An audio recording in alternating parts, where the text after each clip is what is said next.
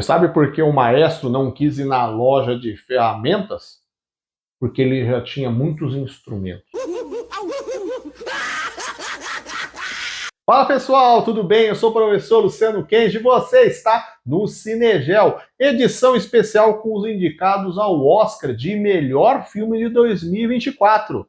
Você gosta de biografias? Hoje nós vamos conhecer a cinebiografia de um grande compositor, não só para a história do cinema, dos musicais, mas da arte como um todo.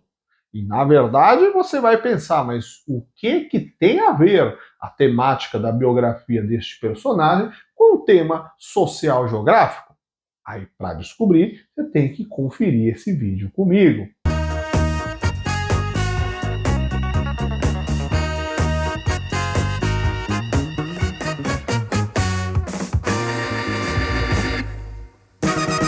Maestro, título original e no Brasil do filme de 2023, dirigido e protagonizado por Bradley Cooper, junto com Carey Mulligan.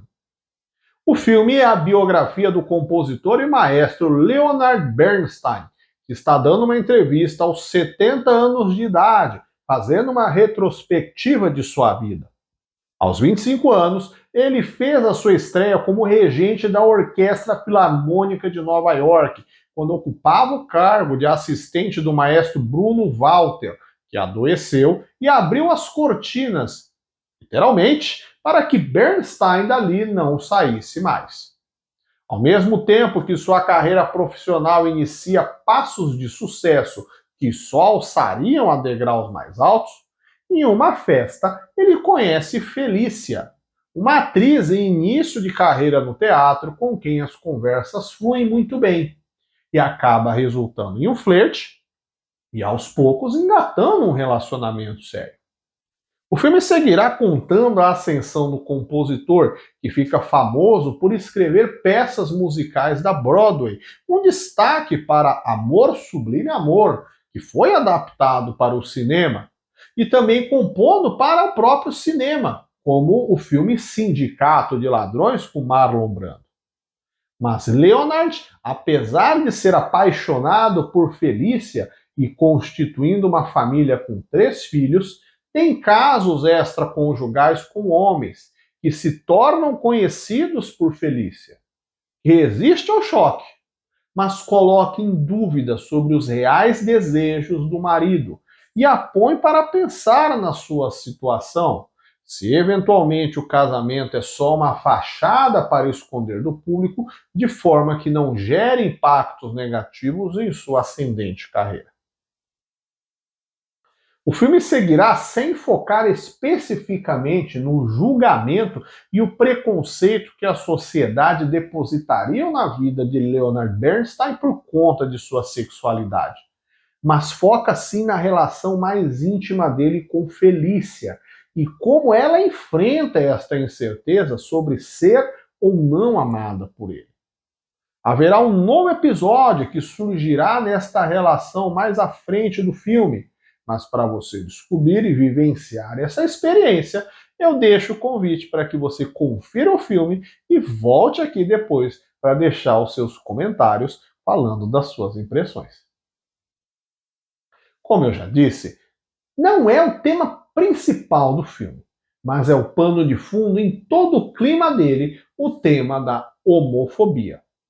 O tema fobia significa medo, mas para nós, para entendermos melhor a sua utilização aqui, é melhor pensarmos nele no sentido de medo de forma irracional, um desgostar, um asco a alguma coisa ou alguém, como nos sentidos das palavras xenofobia para culturas estrangeiras ou islamofobia contra a religião islâmica e os seus seguidores.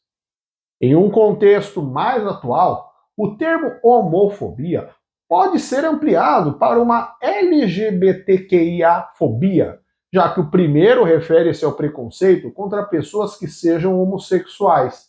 Mas podemos abranger o mesmo tipo de discriminação para pessoas que sofrem por não serem cisgêneros, incluindo então transgêneros, assexuais ou bissexuais, como Leonard Bernstein.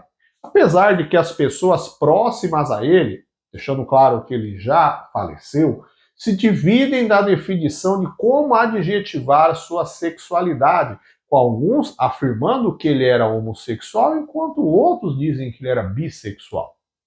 Ao pensarmos na história do filme, estamos falando de um episódio do século XX, mas trata-se de um debate que segue ainda nos dias atuais, visto que, apesar de, sim, vermos que há mudanças na sociedade no sentido de reduzir discriminação e violência, estes episódios ainda são presentes. A homossexualidade foi ao longo da história visto e classificada de formas diversas pelos setores religioso, médico e jurídico, sendo taxado, classificado como pecado, doença, disfunção psicológica, com necessidade de tratamentos para ajuste destas anomalias funcionais do comportamento destas pessoas. Um evento marcante para a resistência do grupo LGBT é a resistência no bar Stonewall Inn em 1969, em Nova York. Os homossexuais eram tratados como pessoas com perturbações mentais, então eram proibidas as vendas de bebidas alcoólicas para elas. Em meio ao movimento da contracultura, você pode conferir mais no vídeo aqui do canal sobre o 7 de Chicago, o bar Stonewall tornou-se um bar gay, focado no atendimento a este público na cidade, e onde não era incomum que rondas policiais fizessem paradas para intervir, proibindo a venda de bebida alcoólica com abordagens violentas. Mas naquele 28 de junho, a aceitação pelo público presente não foi omissa e gerou um embate violento de resistência contra a abordagem policial, que tornou então este episódio um marco do movimento LGBT de resistência e busca por direitos, destacando que essa passagem policial foi feita no momento mais tardio, mais no fim da noite, no momento que o bar estava mais cheio do que o habitual em outros momentos que havia o mesmo processo. Ao longo dos anos 1980 e 90, a homossexualidade foi associada coletivamente com a AIDS, disseminando-se nos primórdios dos estudos sobre o vírus que tratava-se de uma enfermidade difundida por uma relação sexual homoafetiva, sendo este apenas um de vários outros tipos de rótulos que foram criados ao longo da história de forma depreciativa. Há países que ainda hoje a demonstração homoafetiva em público, ou mesmo em ambiente privado, mas em casos que se tornem de conhecimento público, sejam punidas criminalmente. Além de se ter a proibição de campanhas em favor destes movimentos, como na Rússia, Irã e Arábia Saudita. No Brasil, a homofobia é crime, porém ainda gerando debate sobre como se deu a formalização desta lei, destacando que este vídeo foi lançado em 2024. E caso mudanças acontecerem em outro contexto futuro, você pode deixar seu comentário aqui embaixo para a gente trocar uma ideia e atualizar as informações. Não existe uma lei que criminalize especificamente a LGBTfobia, mas em 2019, o STF julgou que formas de discriminação e violência contra essas pessoas devem ser incriminadas. Definiu-se então, já que não há uma lei específica, que todos estes casos sejam julgados pela Lei do Racismo de 1989. Mas o debate segue, pois há quem diga que ao se equiparar legislativamente estes crimes, não se dá a devida visibilidade e relevância para o tema da homofobia e LGBTfobia como um todo.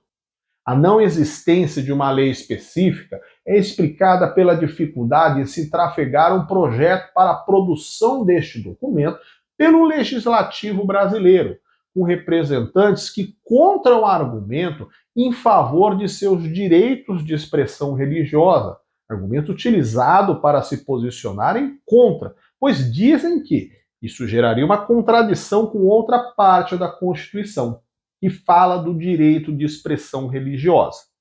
E de acordo com estes parlamentares, as suas premissas religiosas não aprovam as pautas LGBTs fazendo então com que se criaria uma criminalização que coibiria estes manifestos contrários. Apesar de refletirmos e vermos que há discriminação e violência ainda hoje, não podemos ignorar que houveram sim conquistas de grande relevância. Por exemplo, no Brasil hoje, temos a legalização do casamento homoafetivo formalizado em cartório, assim como a adoção de filhos por estes casais, ou a possibilidade da adoção do nome social, cujo nome de batismo não é visto como representativo para a identidade da pessoa. Esse é um tema que acaba abarcando dados muito pesados, números ruins quando a gente está falando de agressão, de violência. Mas quero finalizar com uma mensagem positiva, de respeito, convívio com pluralidade e otimismo. A mudança ela está em curso. Sabemos que há muito o que mudar, mas ela está já acontecendo. Talvez a velocidade do passo e até a abrangência internacional ainda não seja da forma ideal. Estamos com o processo encaminhando e acontecendo, variando ainda, encontrando resistências em vários nichos do globo a partir de aspectos culturais locais. Um filme como Maestro tratar do tema de forma séria, sem deboches ou exageros, e com o reconhecimento pela sua qualidade enquanto obra artística, é um exemplo disso. Além da maior representatividade em meios de comunicação, meios culturais e políticos. Maestro está indicado em 7 categorias do Oscar, destacando as categorias de interpretação para Bradley Cooper e Carey Mulligan.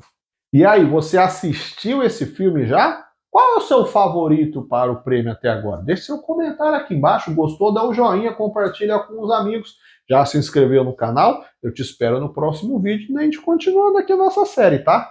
Te vejo lá. Até mais. Tchau, tchau.